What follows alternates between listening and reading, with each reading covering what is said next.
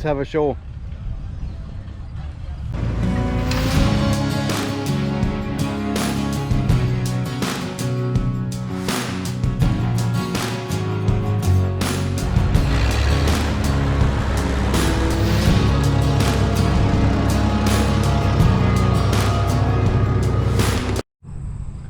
Hey guys, I'm here at the 4th annual Casco Thresheree in Casco, Wisconsin. Let's see what they have.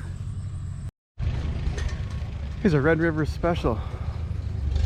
I think it was a Nichols and Shepherd at one time, till Oliver bought them.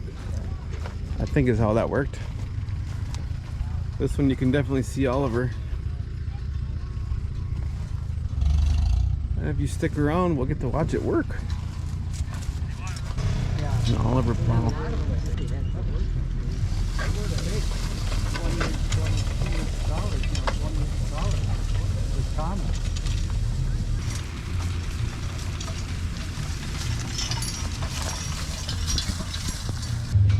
It's a good old Waterloo boy.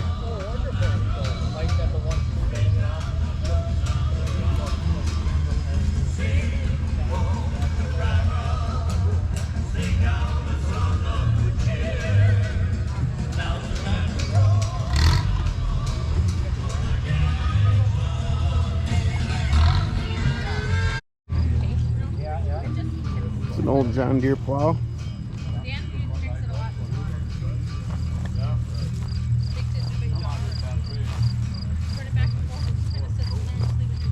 This looks like a corn bundler. Bundles corn. You can see the twine here. I believe we used this one 2 years ago at this show. Here's a stationary engine on here. Concrete mixer. Sycamore. This is a McCormick ground driven, so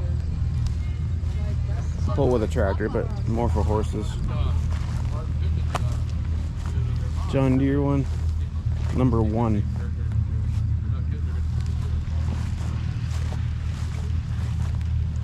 Old side rake. Here's an old John Deere baler. Square baler. Let's see, it goes up here. This is a unique design. You got your plunger here going this way, whereas typically you'd have it pushing it and then you'd have the chute going this way. Wire tie. A twiner wire. This is wire. So then looks like it would just flip the bale and off you go. An old spreader.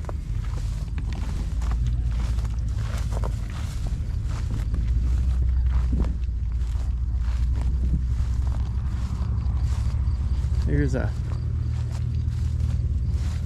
Eagle Thresher, Appleton, Wisconsin.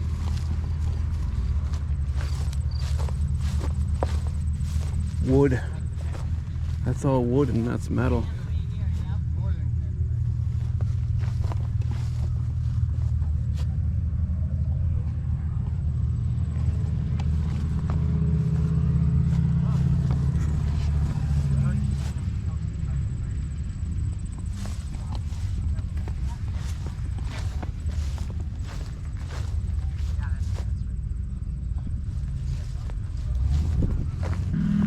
Here's an Eagle, model F 1630. I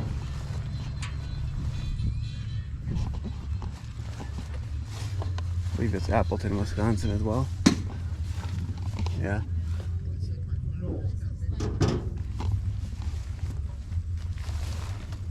$16 is probably a drawbar and $30 PTO. Or belt, probably. That's what I'm thinking. There's a little Ford.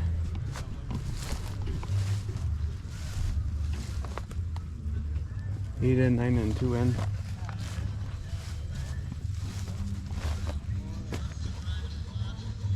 stationary wood saw.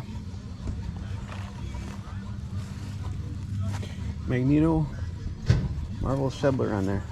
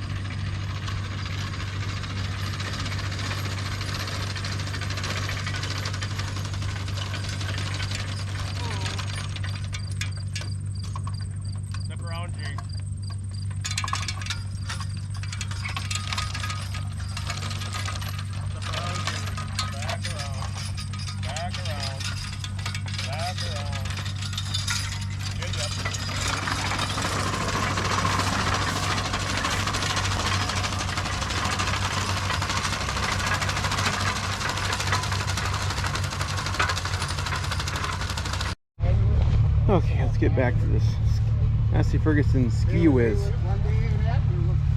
I was around the other end and I could feel water in my face. Oh, that ain't right. Those aren't easy to find. Here's a... Oh, this is the Massey version.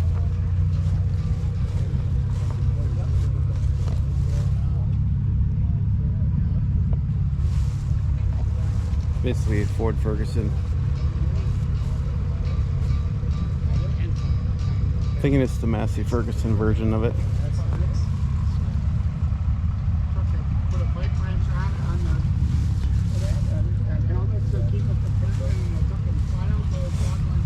Here is an Alice Chalmers with a loader.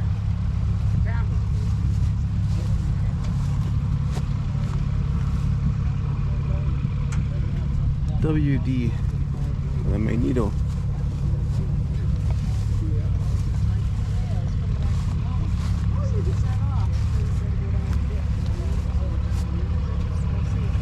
There's a wood splitter.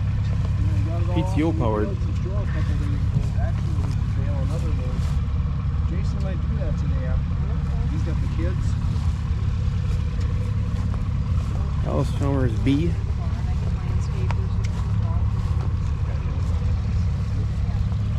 McCormick Standard W4.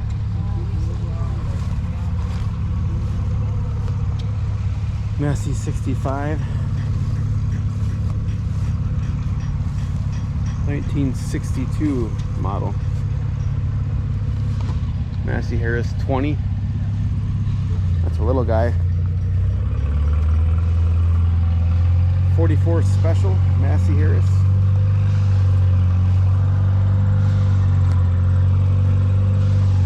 Massey Harris 55.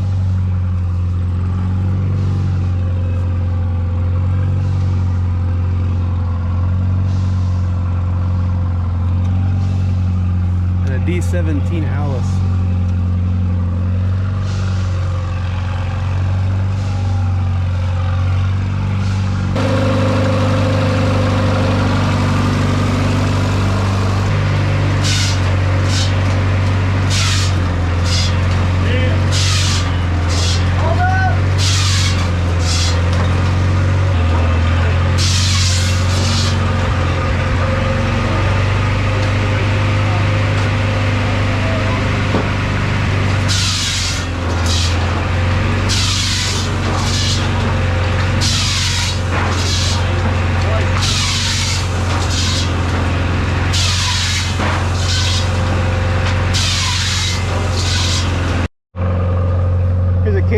TC4.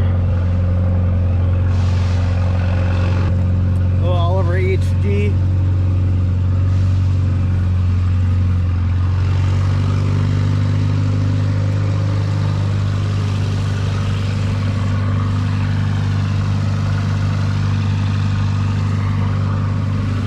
A Case VAC. This is our small one. Alice Chalmer is probably a WD. It's got a magneto like the other one.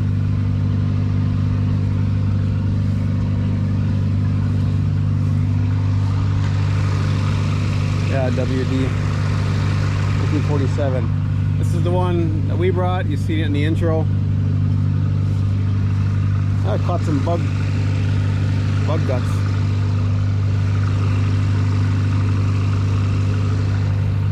Here's a Massey Harris GP 1522, 1934. Manufactured from 1930 to 1936. Racine, Wisconsin. Total built 3,000. Original price is 1,000.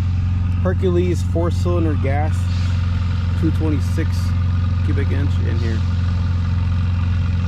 So 1522, 15 drawbar horse, 22 belt. And it weighs 3,900 pounds. That's quite the unique thing here.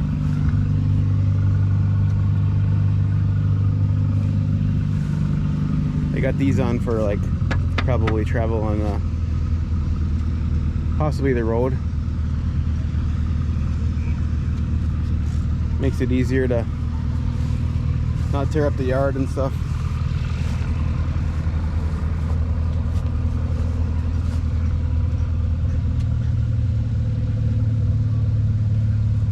That's pretty unique.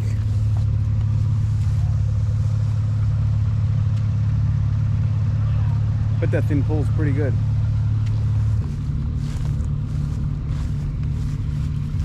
It's a Rumley oil pull.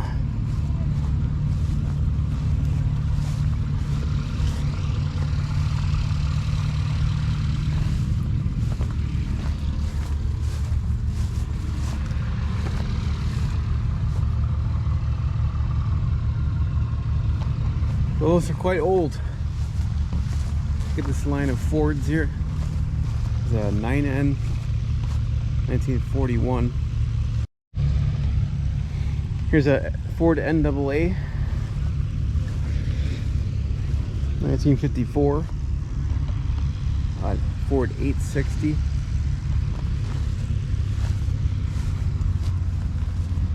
Another NAA.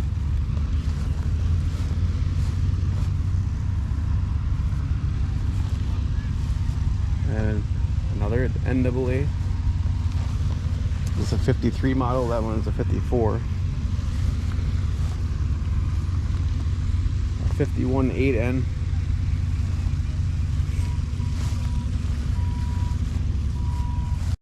Okay, so I was trying to remember some of the differences on 8N and 9N and 2N.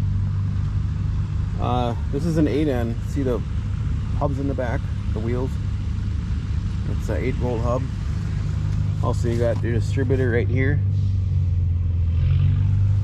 So they made changes on them. Let's look at the 9N over here.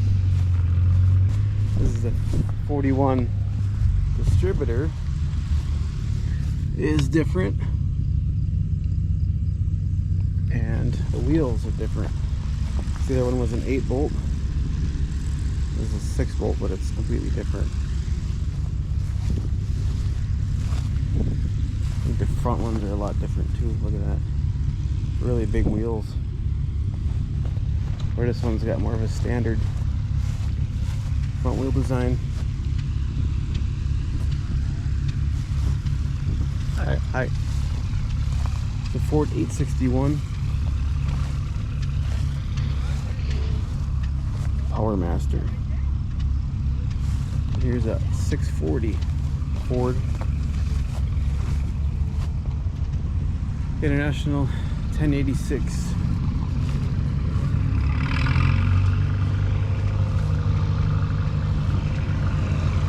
An Oliver 1950.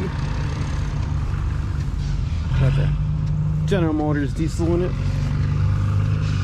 it's supposed to be all of them. Oh, you see the picture.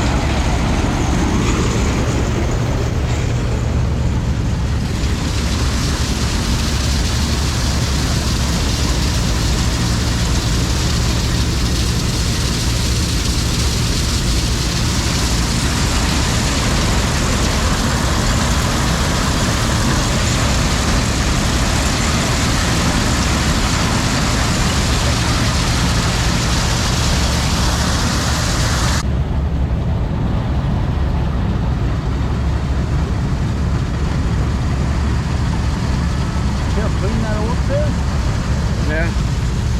Not bad. This isn't.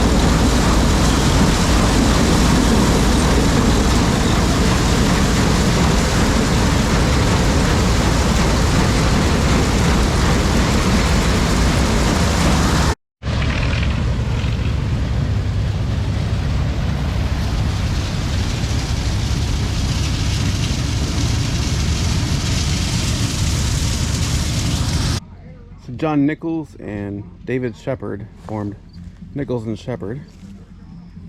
The Pitts brothers developed the first thresher around 1837.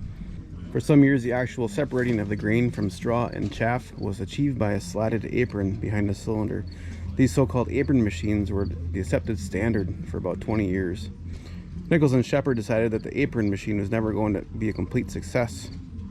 Numerous problems besieged the apron machine. One was that when the apron was overloaded, much of the grain was not separated from the straw. In other words, the cylinder had much more capacity to thresh than the separator had to separate. Numerous improvements were made to the apron machine with varying degrees of success. About 1857, Nichols and Shepard developed their first vibrator thresher. It utilized an entirely different design. Instead of endless apron came vibrating straw racks, just as used today in modern combines. And then in 1929-30, Oliver merged with the four companies combined: Hard Par, Oliver, American Seeding, and Nichols and Shepard. And here is the Oliver after they bought him out. They kept making them, and after a few years, most thresher manufacturers had developed some sort of vibrating threshing principle, although a few continued building endless apron machines for several decades. An 1876 Nichols & Shepard catalog points out numerous design features of the vibrator machine, especially in comparison to the endless apron design. For example, the vibrator used only 5 belts, where others used anywhere from 6 to 10. Only 10 pulleys were used on the vibrator compared to 30 or more on many of the apron machines. So 5 belts, huh? There's one there, 2, 3, 4.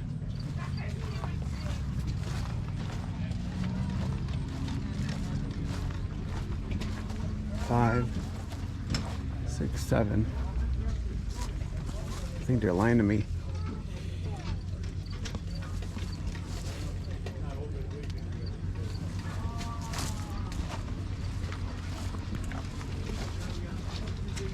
Who knows, maybe they added some stuff.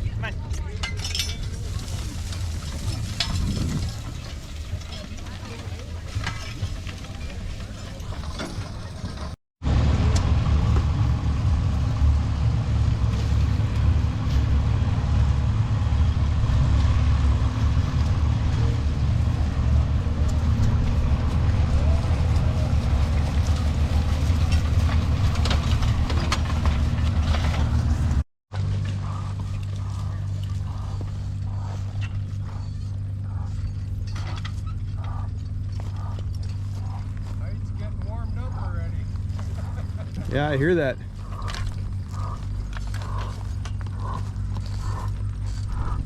Ground looks nice, but it's got it dry and hard. Yeah.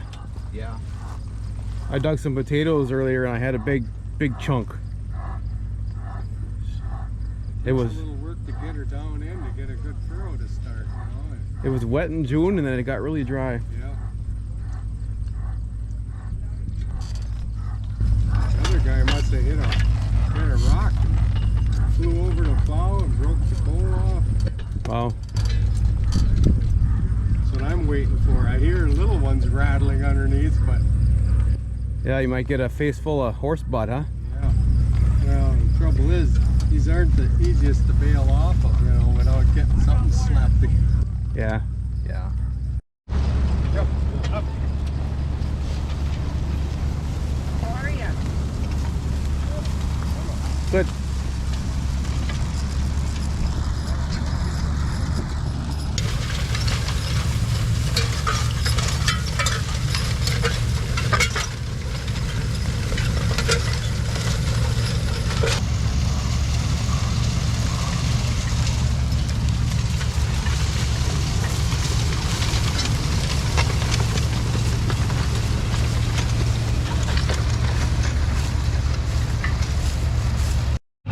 Is an Alice 180. Got sprayer tanks on it. Land handler. I don't know if this is what exactly it's set up for. Looks like the sprayer hoses go back here. I don't know if it's to make a sprayer have more capacity or what. Here's a John Deere 3020 diesel. Oliver 440. Got a nice step right here. If you've seen some of my videos in the spring, this is different on the 440s. There's a cutout right here. The 44 would be straight. This would be straight here. So more travel on that. Also the angled bracket here. The 44 is rectangular, so it doesn't have these cutouts right here. Some of the things you can tell it apart.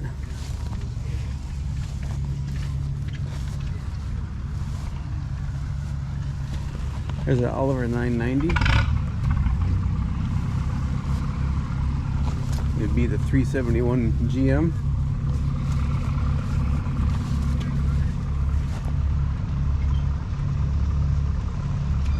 Three-cylinder, two-stroke diesel. That's why they're so loud. Here is a Oliver 550, 1965 model. So it's got the Shield nameplate, egg crate grill. The newer ones had the PTO up here, whereas the older 550s had it back here, and the Super 55s a lever back here. Looks like this one has power steering off of the belt by the generator. That's pretty cool. Those are nice little tractors. John Deere MT.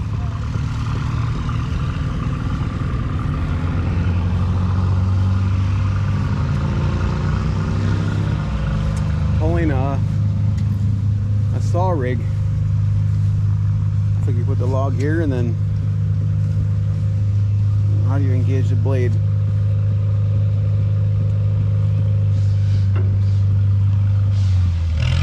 Okay, so this moves. This moves like this.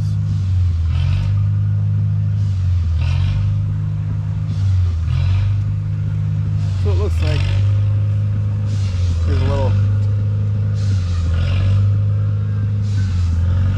tiller tractor. Here's a Farmall A, nicely painted, 1941.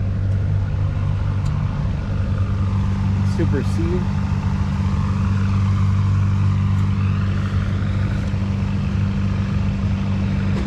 Farmall M with the loader.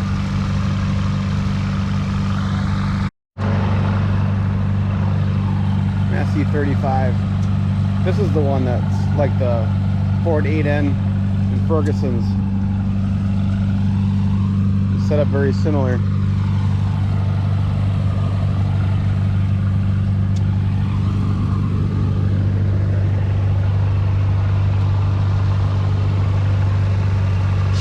Got a sycamore in the back.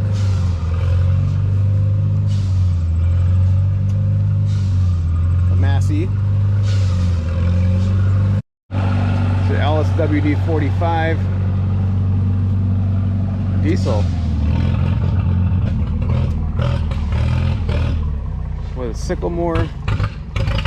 This is an Alice sycamore. Not sure. Oh, it probably is because it's using that lift that they use. They use this weird lift design.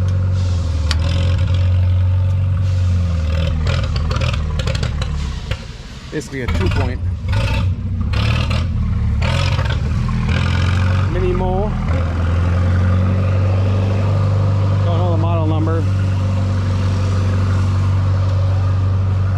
Here we have a little Alice.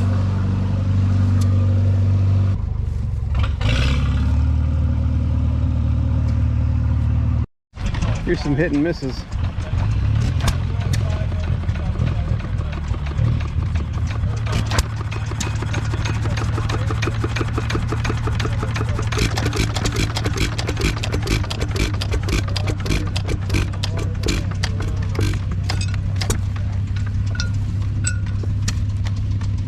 I killed it by watching it. This one doesn't like being on camera. I'll try and record it sometimes. It'll just shut itself off. I'll try.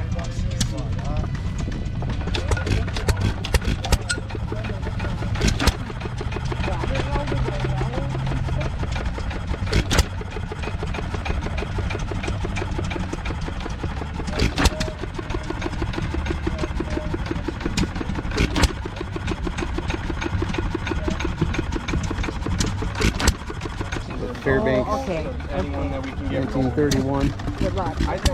Gilson, Okay. 1.5. Canned corn shellers.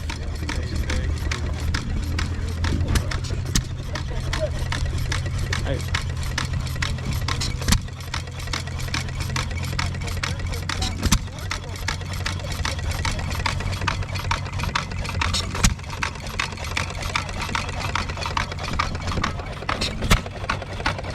The wit.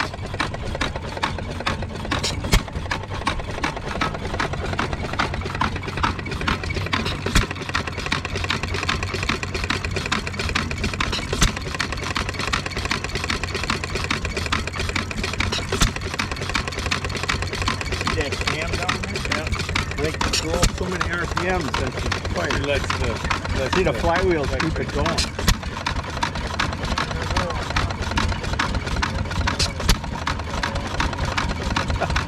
That thing was an unbelievable invention when they made them. You know? People had them laying around. Here's a hard par machine. This is used for picking up the loose hay or straw, and it basically loads down the wagon.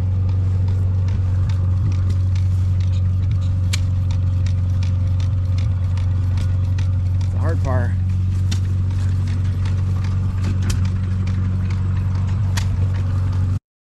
And Oliver number 2.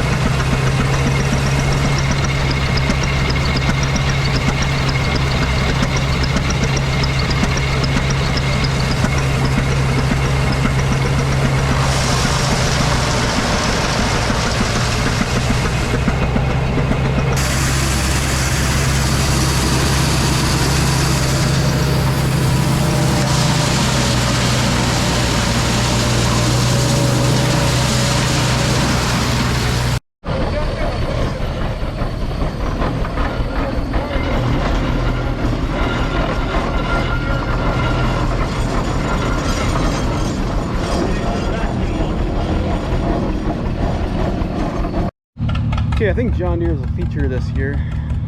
It's a John Deere B and an A.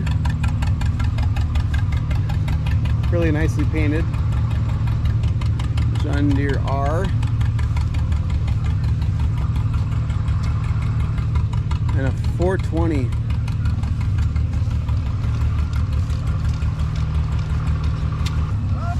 Look at this 330 with a 411 plow. It's the plow with a 1 bottom. Glad to see the people putting time on getting the implements looking nice too. It really makes a nice set. It's great for shows.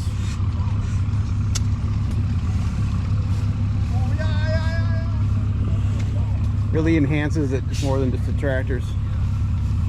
It's a John Deere 430.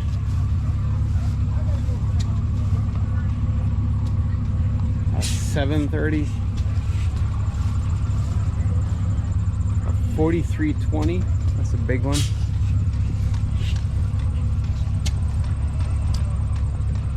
An A. Here's a little wagon. Model AO. An H. H is a little one. Along with what, LA and M. John Deere A. Oh, if I remember right, within our old style and new style. 332 little mowers, 316, 140, different color one, and a 120. Yeah, here's the A, the styled version. There's the unstyled.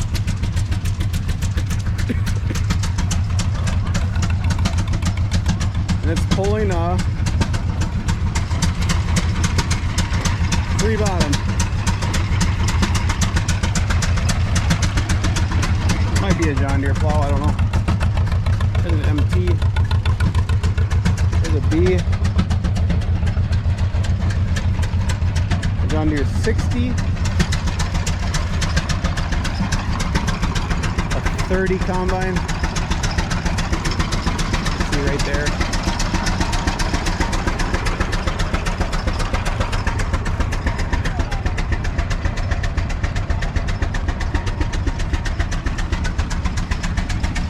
So the Thresher is out there. Years ago they brought the field to the machine. The machine stayed parked. This is when they started coming out with bringing the machine out to the field, unloading bins, bringing the bins back. Everything started changing. And a John Deere A.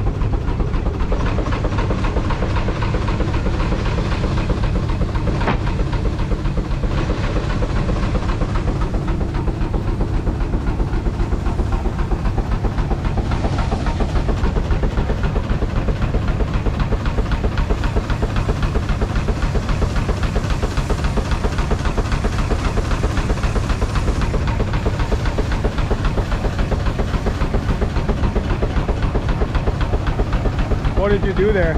Adjust the oiler. Cool.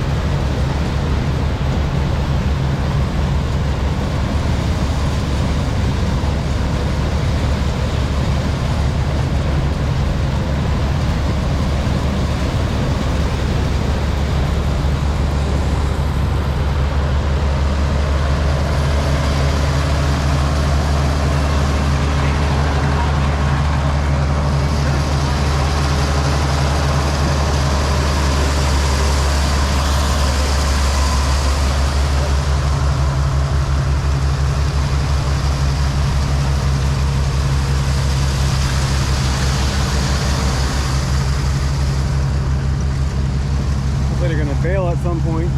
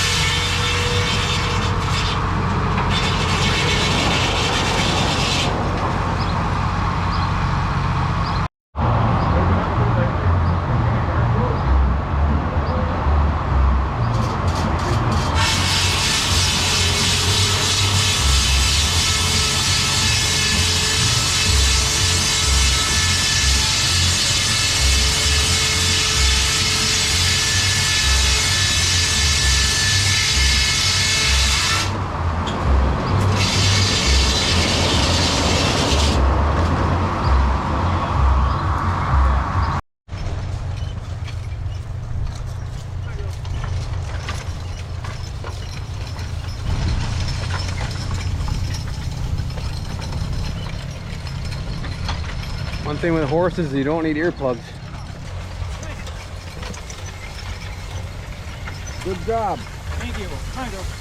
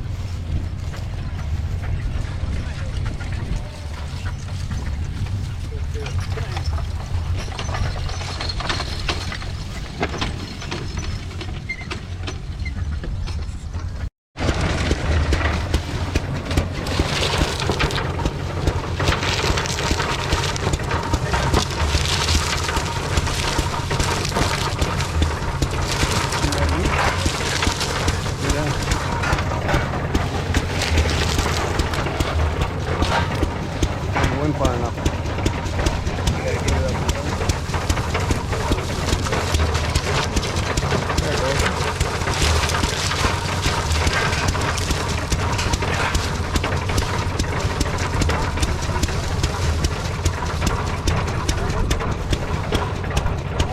Powered by a little Hit and miss engine. little guy.